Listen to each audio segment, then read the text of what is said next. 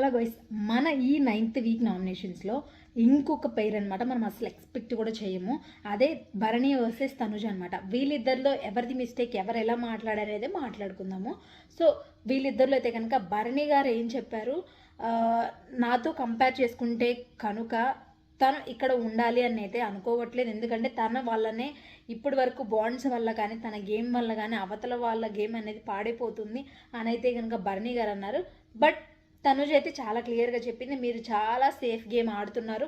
Even last week గేమ్లో కూడా దివ్య తనుజ వాళ్ళిద్దరూ ఉంటే ఎవరో ఒకరికి సపోర్ట్ చేయాలి కానీ ఇద్దరు ఫీల్ అవుతారని చెప్పేసి మీరు మధ్యలో ఉన్నారు.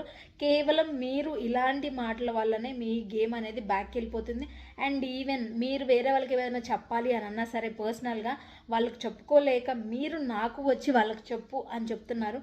సో ఇలా నా గేమ్లో మీరు వచ్చి ఎందుకు ఇన్వాల్వ్ అవుతున్నారు, లైక్ నేను ఎందుకు చెప్పాలి, మీరే చెప్పుకోవాలి కదా, నన్ను ఎందుకు అడగమంటున్నారు, మీరు నా సపోర్ట్ ఏం తీసుకోవట్లేదా అని చెప్పేసి అని అన్నారు. అండ్ భరణి గారు అన్నారు, తనకి నేను ఇప్పటి వరకు 2 times సపోర్ట్ చేశాను, తన నా దగ్గరికి ఎప్పుడు సపోర్ట్ చేయలేదు అని చెప్పేసి. ఎందుకంటే సపోర్ట్ చేసే ఛాన్స్ అనేది భరణికి అయితే రాలేదు ఇప్పటి వరకు. అండ్ వచ్చినా కానీ కంపల్సరీగా తనుజ భరణికే సపోర్ట్ చేసేది. బట్ ఇప్పుడు మాత్రం వచ్చిన తర్వాత చాలా చేంజెస్ జరిగినాయి. ఎందుకంటే ఎప్పుడైతే దివ్య వచ్చిందో భరణిలో చాలా అంటే చాలా చేంజెస్ జరిగినాయి. ఏదైతే ఆమె చెప్పిద్దో ఇంచుమించుగా అలానే వెళ్తున్నాడు తప్పితే ఇంకా వేరేదైతే ఏమీ లేదు.